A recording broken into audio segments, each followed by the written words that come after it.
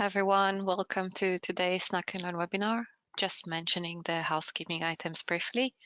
The presentation slides are available to download in the handout box as a PDF.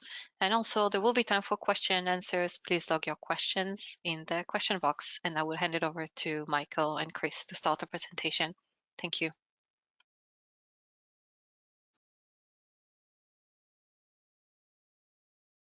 Okay, thank you very much, Sharon, and thank you all for taking the time to join us today. Chris and I have put together a presentation, a demo, and we'll try to go through those things quickly and save time for questions if there's anything we don't cover. The main topic today, Chris and I are going to introduce you to a tool that we've developed and we've been using to help clients assess the climate risk for their portfolios of assets.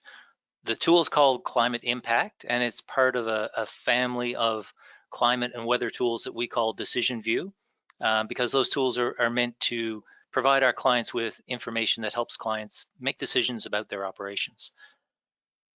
Chris, you're going to control the slides, so if you want to go to the next slide. Okay, so a little bit of a quick background about Chris and myself. My background is in mechanical engineering. I've been with WSP since 2010. Both Chris and I are based in the St. John's office, which is on the extreme east coast of Canada. However, we are part of a group called Digital Environment, which is a national practice, and we have members of our team all across Canada and even a couple in the United States. Since most of our work is in the digital space, we work on projects that can be anywhere in the world, really. So we're not limited by our geography. Chris, over to you. Yep. I'm Chris Lander. I'm senior meteorologist with WSP. I've been here since about 2018. 20 plus years in meteorology since climatology, but in more recent years focusing on the climatology, climate change side of things. Okay, Chris, next slide. So just quickly, what we'll try and cover in today's presentation, we'll talk about a bit of the background that led us to develop Climate Impact, some of the sectors and clients for which we've used Climate Impact, the types of climate data that we use, and we're primarily going to talk about Climate Impact today, but here we're also going to briefly mention a related climate tool called Tango. Then we'll cover a bit of the underlying risk methodology. We'll do a brief demo. We'll take a look at one case study, and then we'll try and wrap it up with some key messages, and then we'll save some time for questions that you may have. Okay, next slide. So let's get started with just a little bit of background on why we want to look at climate risk, particularly at the portfolio level. So as we all know, as the world continues to experience more examples of the impacts of climate extremes with increasing frequency, increasing intensity, the people who are responsible for managing assets and infrastructure are, of course, becoming more concerned about what their risk exposure is for those assets. And the cost when a climate extreme event hits can obviously be enormous, not just financial cost to repair things, but in terms of interruption of operations, health, social impacts. So asset managers want to reduce their risk, and so a first step is to conduct a risk assessment and identify where their exposure is. So then once the risks are understood, they can develop plans that will adapt their operations, mitigate the impact, and reduce their exposure. So one of the services that our group performs is to conduct detailed risk analysis for clients to determine the vulnerabilities of the assets. But a detailed assessment requires an appreciable amount of effort, typically takes 3 to 6 months. It often involves site inspections and a detailed assessment where we look at each of the major systems in an asset, which could be like foundations, mechanical systems, electrical systems. Next slide, please. So that can work well for to do a detailed assessment on a small number of assets, but the challenge arises when you have a large portfolio of assets that you're trying to manage. So if your portfolio has tens or hundreds or even thousands of assets, whether that's buildings, bridges, mining sites, transportation networks, that's too large a portfolio to perform the detailed level of risk assessment on all those assets. So we need to take a different approach. So what we tried to help help our clients to prioritize which of all the assets in their portfolio are likely to be most at risk and focus on those. Next, please. So to help us do that, we wanted to develop a tool that allowed us to do a high level or a screening level risk assessment. And that can help the clients then identify the priorities within their portfolio. So we developed the tool, which we call Climate Impact, that it incorporates a couple of key things. First of all, climate model data. And then secondly, it includes data that describes each of the assets in the portfolio without requiring that detailed examination or a significant amount of effort. We want to keep the level of effort required to produce this reasonable. But we still want to retain enough differentiating information about the assets so that across the entire portfolio, we can determine which of the individual assets would likely be at greatest risk and thus allow us to assign some priority. But we also wanted to develop a tool that allowed the user to visualize the risk data and to interact with some of the inputs so the client could potentially run different analyses and see how the risk changes under different scenarios. And this was being driven by our initial client, who these were some of the things that they were looking for. So rather than present the client with just a static report with many tables of data, we developed Climate Impact as a geospatial web portal. So it has an interactive interface, so the clients can visualize their assets, they can visualize the risk, see where the greatest risks occur. And the tool we developed, it runs in the Amazon cloud, so it's scalable, it's easy for clients to access. And then when we take on one of these projects for a new client or a new category of assets, we don't just give the client access to Climate Impact and expect them to set it up on their own. This usually requires a consulting engagement to help define the project. And unlike some of the tools that exist on the web where you can get a general view on the climate risks, and they may be self-serve, we tend to incorporate information about the portfolio that gives you a much better assessment of the risk, and that's why we need to work with the client to develop that. And then once we've completely set up the project, then we provide the client with a subscription access to Climate Impact so they can continue to interact with the analysis and display it and share the risk results visually through the portal. Next slide there, Chris. So we initially developed the tool to look at climate risk associated with buildings, but we developed it as a general framework that also could be applied to other categories of assets. And as we took on additional clients, we also developed risk algorithms for other categories such as bridges, culverts, contaminated sites. So far, most of our clients have been government entities, mainly because that's one of the client sectors who are generally responsible for large portfolios of assets. Chris, next slide. I think I'll hand it over to you. I think you're going to cover the next couple. Yeah, so the tool uses the data from the International Panel on Climate Change, CMIP-5 and CMIP-6 global climate change models. Within the CMIP-6 data, we have two different scenarios that we look at, the RCP 4.5 and SSP 2-4.5.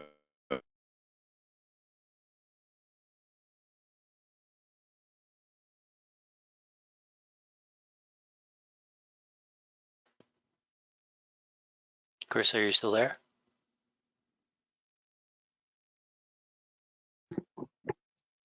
Michael, it looks like we lost Chris for a few seconds. Maybe you want to cover this slide?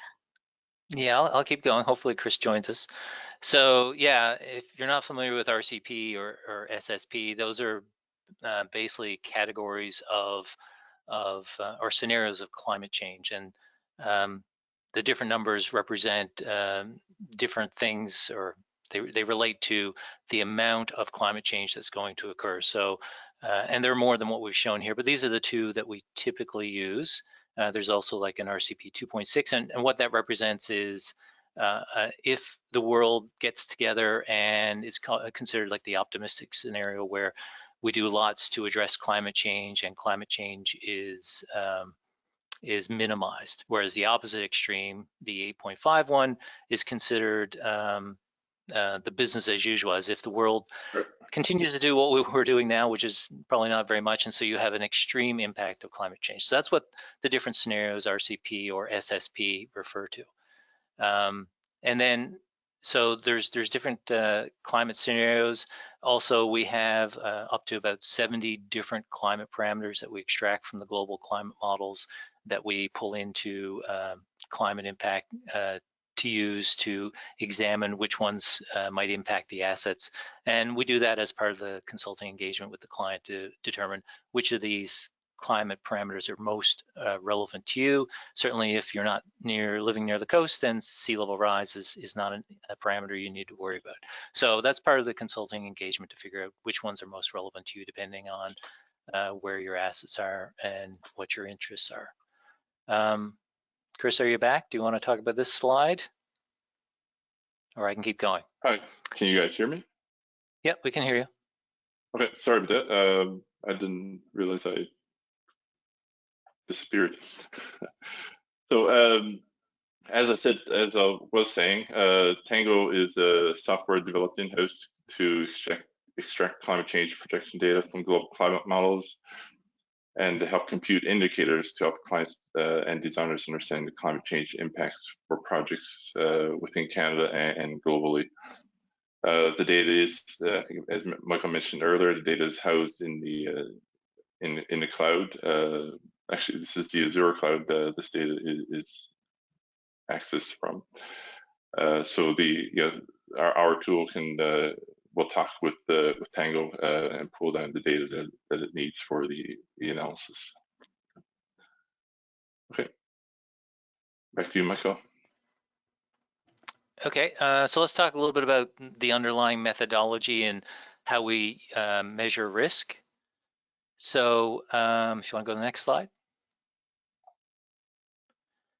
Okay, so in our risk analysis practice, we typically use what's called the PI-VC methodology. If you're not familiar with PI-VC, it's a general risk analysis methodology that was originally developed by Engineers Canada, but it's now used in many countries around the world. And it is consistent with some of the key ISO standards around risk that you may be familiar with. And the approach we've taken in climate impact for determining risk is consistent with those standards and with PI-VC. So the methodology is very similar and certainly consistent. If you want to go to the next slide, Chris. So I'll break it down a little bit. So to determine a quantified risk score, there's two key inputs. So first of all, we use the global climate models to predict the probability or likelihood that each type of extreme climate event will occur at each location where you have an asset. And we assign a 1 to 5 score to that probability.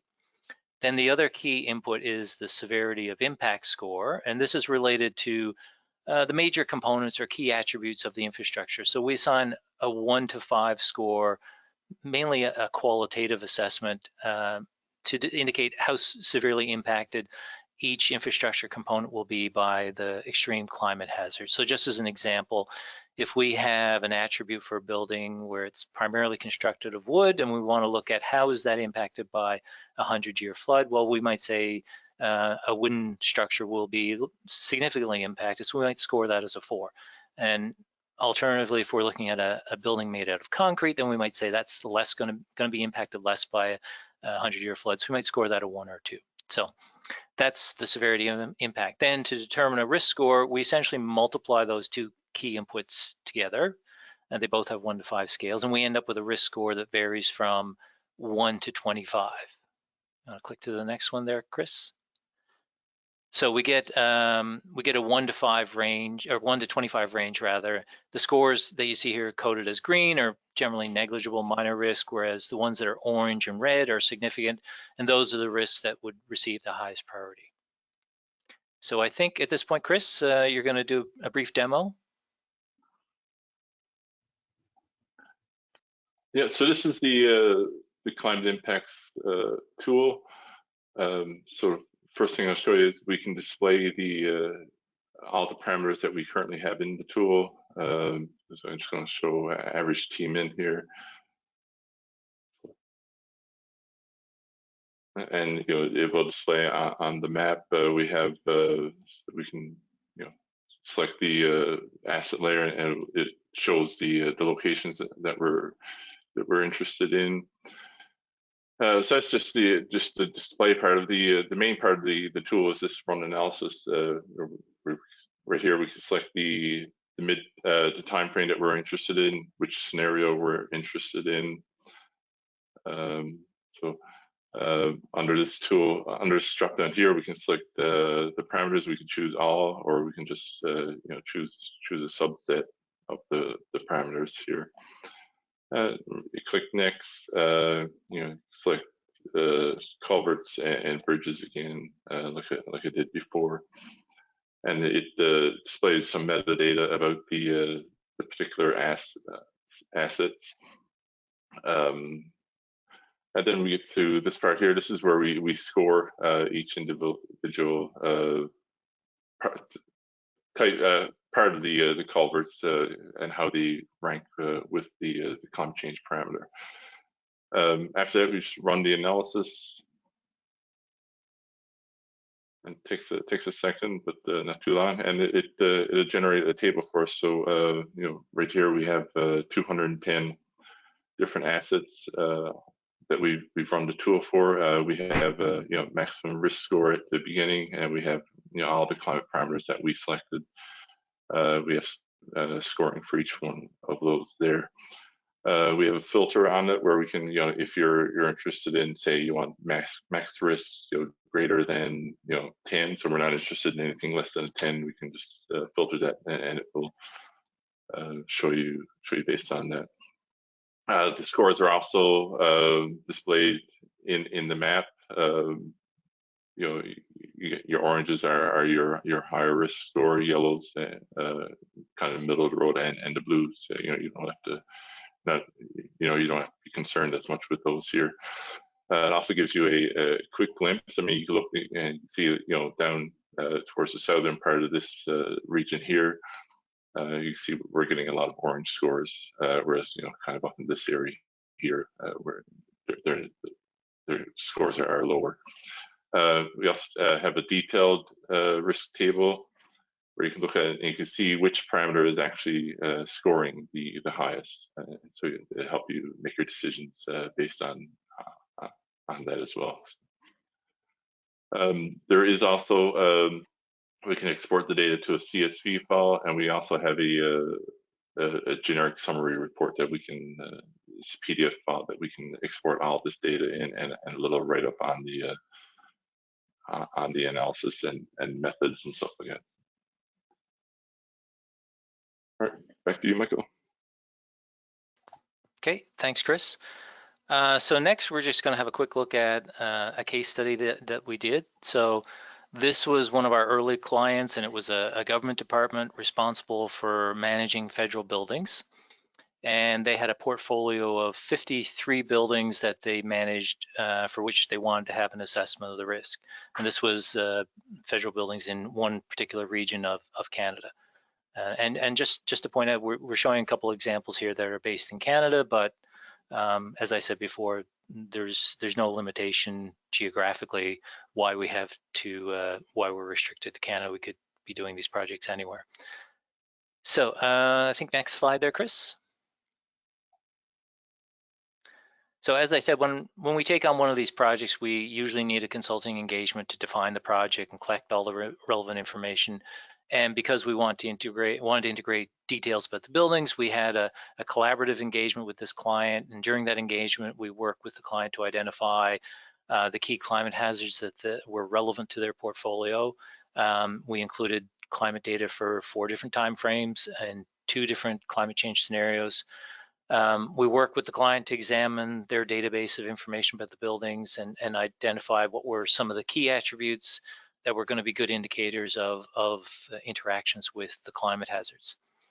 And then we constructed a risk algorithm based on the climate and the building information that was available.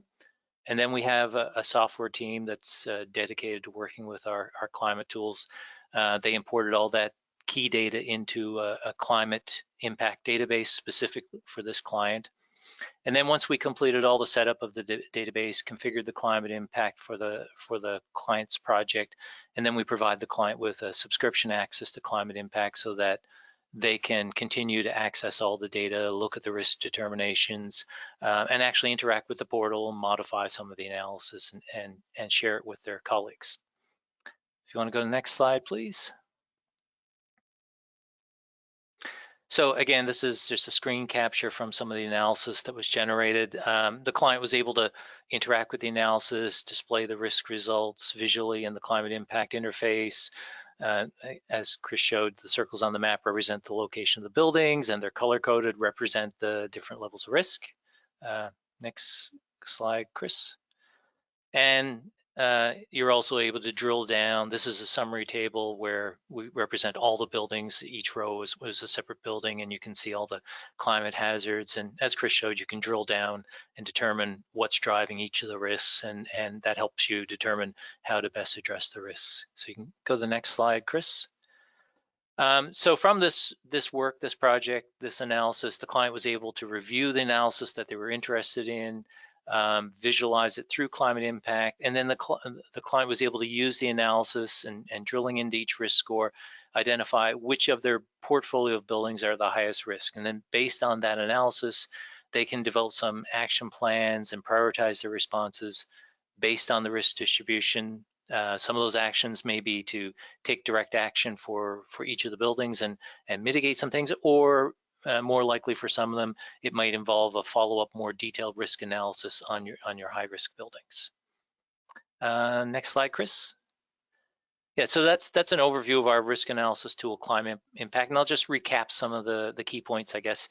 So DecisionVue Climate Impact is an interactive application that allows clients to determine climate risk for a large portfolio of assets and to be able to screen or prioritize the risk exposure. And clients use climate impact to inform their asset management strategies. And it's a cloud-based web portal, so it's scalable, it's easy for clients to access, but still remaining very secure. Next, Chris. And it can be applied to a wide range of clients and sectors, particularly governments, but property management companies and any organization that has a large number of assets in multiple locations or an extensive network of assets. And we've applied it to a number of different types of physical infrastructure like buildings, bridges, culverts, but it can also be applied to many other categories of assets. And last slide, I think, Chris, the next one. So finally, if you have a use case that you think can apply to climate impact, I guess the first step is probably reach out to Chris or myself, and then we can work with you, work with the client to define an engagement and the scope of the project. And we work with the client to identify the data needs and the appropriate risk algorithm, and we work with our software team to import all that data into climate impact, and then we give the client access to climate impact, and they're able to continue the analysis and visualize the risk and generate summary reports. So I know we went a little bit long there, so let's go to the last slide, and we can pause here, and if anybody has any questions, we'd be happy to try and answer them for you now. Thank you, Michael and Chris, for your presentation. Just mentioning again the housekeeping items, we have around 5 minutes for the Q&A, so you can please continue to log your questions in the question box, and also you can reach out directly to the presenters via the contact details that are shown on the screen. And also the presentation slides are available to download in the handout box. I will start with the first question. This is from the UK. Is this tool usually using a global database, or is it restricted to a country region, for example, only Canada? No, it is using global climate models, so we can pull in data that would affect or be relevant for any part of the world, really. And it certainly could be applied to assets in the UK or anywhere else. Fantastic, thank you. You covered this briefly just in the summary, but have you been involved in helping asset management plans for water and wastewater systems? I don't think we've had any clients who are specifically in water and wastewater. Well, we've done, I assume they're talking about water supply and wastewater. We've done bridges and culverts, but not water supply or wastewater systems, not at this point. But again, it could easily be adapted to that as well. Thank you. Have you looked at including resource changes in your assessment, thinking renewables like changes in wind, solar, biomass, precipitation resource that could affect electricity generation? Sorry, could you repeat that one more time, please? Yeah, you can also see it in the chat. Have you looked at including resource changes in your assessment, thinking about renewables like changes in wind, solar, biomass, precipitation resource that could affect electricity generation? I'm not sure I quite understand what they're getting at here. If use of renewables, I assume they're not talking about mitigating climate impacts, but if we've looked at the climate impacts on renewable resources, I don't think, Chris, that we've applied it to one of those cases either. Again, I'm not quite sure what the question is getting at there. No problem, and we can ask this person who asked the question to reach out to you directly. I will move to the next question. I will combine two. Can this be used as a planning tool, and can it help clients create mitigation to reduce climate risk? Yeah, certainly. That's really the intent of the risk assessment exercise, is to help clients identify where their risk and their vulnerabilities are, and then the next step is use that information to develop mitigation or adaptation strategies to reduce their vulnerability and their exposure. So this is the first step in getting you to that action plan that helps you develop your asset management strategy. And that's what most of our clients are using this work for. Thank you. What type of client has the ideal portfolio to exercise the use of DecisionVue climate impact? The ideal client, well, obviously a client that's responsible for a large portfolio of assets as opposed to just a handful. Assets that perhaps fit into a single category. So if it's if all your assets are buildings, or if all your assets are bridges or something like that, if they fit into a single category, that makes the work easier. Not that there's a problem with multiple categories, because we do that as well. It just makes the effort to set up longer if you have more categories, and so a longer engagement. Assets that are distributed across a wide range of locations is probably more useful to the client. Clients who are generally risk averse because climate extremes have significant interruption to their entire network or cause significant impact.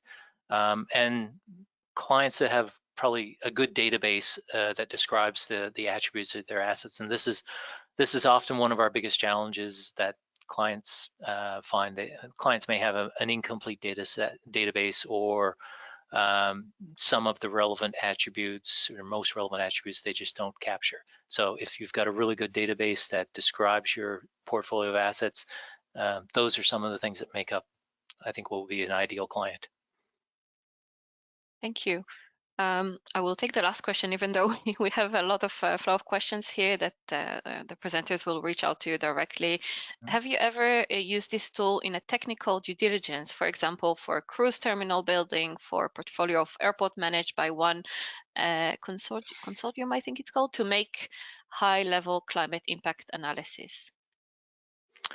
Not as part of a due diligence exercise, but certainly most of our clients are so government, or a lot of them are driven by through regulatory requirements that make these climate assessments important part of their work.